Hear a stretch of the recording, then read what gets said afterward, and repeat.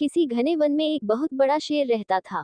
वह रोज शिकार पर निकलता और एक ही नहीं, दो नहीं, कई कई जानवरों का काम तमाम देता। जंगल के जानवर डरने लगे कि अगर शेर इसी तरह शिकार करता रहा तो एक दिन ऐसा आएगा कि जंगल में कोई भी जानवर नहीं बचेगा। सारे जंगल में सनसनी फैल गई। शेर को रोकने के लिए कोई न कोई उपाय करना जरूरी था। एक दिन जंगल के सारे जानवर इकट्ठा हुए और इस प्रश्न पर विचार करने लगे।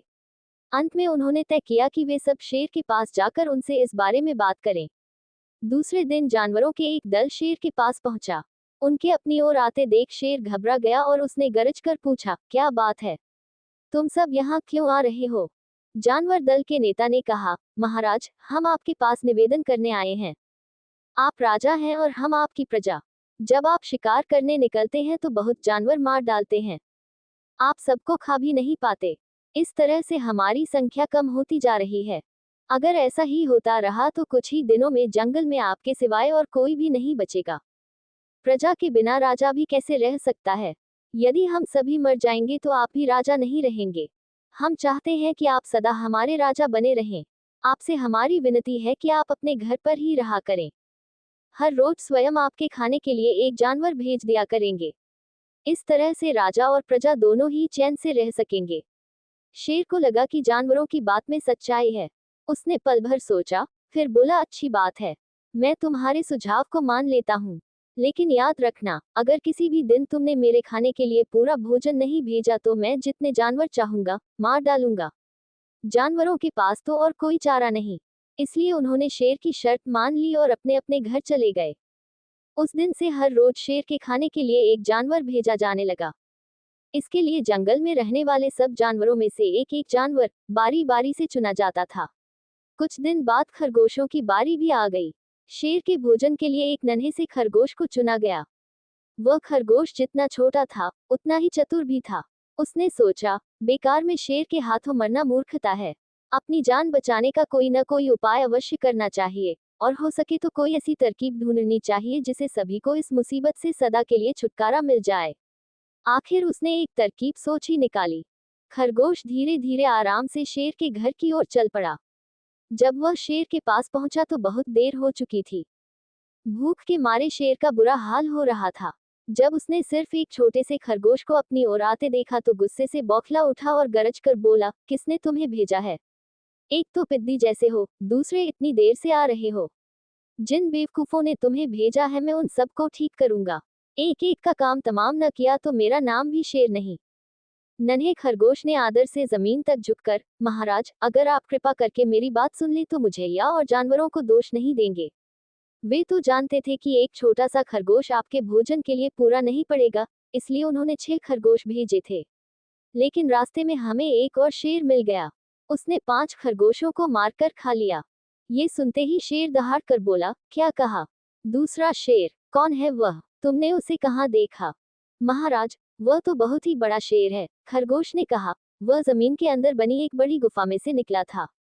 वह तो मुझे ही मारने जा रहा था, पर मैंने उससे कहा, सरकार, आपको पता नहीं कि आपने क्या अंधेर कर दिया है।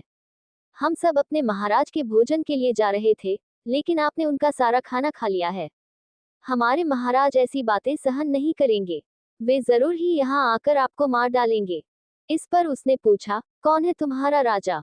मैंने जवाब दिया, हमारा राजा जंगल का सबसे बड़ा शेर है। महाराज, मेरे ऐसा कहते ही वह गुस्से से लाल पीला होकर बोला, बेवकूफ, इस जंगल का राजा सिर्फ मैं हूँ। यहाँ सब जानवर मेरी प्रजा हैं। मैं उनके साथ जैसा चाहूँ वैसा कर सकता हूँ। जिस मूर्ख को तुम अपना राजा कहते हो उस चोर को मेरे सामने हाजिर करो। मैं उसे बताऊंगा कि असली राजा कौन है। महाराज, इतना कहकर उस शेर ने आपको लिवाने के लिए मुझे यहाँ भेज दिया। खरगोश की बात सुनकर शेर को बड़ा गुस्सा आया और वह बार बार गरजने लगा। उसकी भयानक गरज से सारा जंगल दहलने लगा। मुझे फौरन उस मूर्ख का पता बताओ, शेर ने दहाड़ कर कहा। जब तक मैं उसे जान से न मार दूंगा मुझे चैन नहीं मिलेगा। बहुत अच्छा महाराज, खरगोश ने कहा, मौत ही उस दुष्ट की सजा है। अगर मैं और बड़ा और मजबूत होता तो मैं खुद ही उसके टुकड़े टुकड़े कर देता। चलो, रास्ता दिखाओ, शेर ने कहा। फौरन बताओ किधर चलना है। इधर आइए महाराज, इधर। खरगोश रास्ता दिखाते हुआ शेर को एक कुएं के पास ले गया और बोला, महाराज, वह दुष्ट शेर जमीन के नीचे किले में रहता है। जरा सावधान रहिएगा। किले में छुपा दुश्मन खतरनाक होता है। मैं उससे निपट लूंगा, शेर ने कहा। तुम ये बताओ कि वह है कहाँ? पहले जब मैंने उसे देखा था तब तो वह यहीं बाहर खड़ा था। लगता है आपको आता देखकर वह किले में घुस गया। आइए मैं आपको दिखाता हूँ। खरगोश ने कुएं के नजदीक आकर शेर से अंदर झांकने के लिए कहा। शेर ने कुएं के अंदर झांका तो उसे कुएं के पानी में अपनी परछाई दिखाई दी। परछाई को देखकर शेर जोर से दहाड़ा। कुएं के अंदर से आती हुई अपने ही दहाड़ने की गूंज सुनकर उसने समझा कि दूसरा शेर भी दहाड़ रहा है। दुश्मन को तुरंत मार डालने के इरादे से वह फौरन कुएं में कूद पड़ा। कूदते ही पहले तो वह कुएं की दीवार से टकराया, फिर धड़ाम से पानी में गिरा और डूबकर मर गया। इस तरह चतुराई से शेर से छुट्टी पाकर नन्हा खरगोश घर लौटा। उसने जंगल के जानवरों को शेर के मारे जाने की कहानी सुनाई। दुश्मन के मारे जाने की खबर से सारे जंगल में खुशी फैल गई। जंगल के सभी जानवर खरगोश की जय जयकार करने लगे। सीख: घोर संकट की परिस्थितियों में भी हमें सूझबूझ और चतुराई से काम लेना चाहिए और आखिरी दम तक प्रयास करना चाहिए। सूझबूझ और चतुराई से काम लेकर हम भयंकर संकट से उबर सकते हैं और बड़े से बड़े शक्तिशाली शत्रु को भी पराजित कर सकते हैं।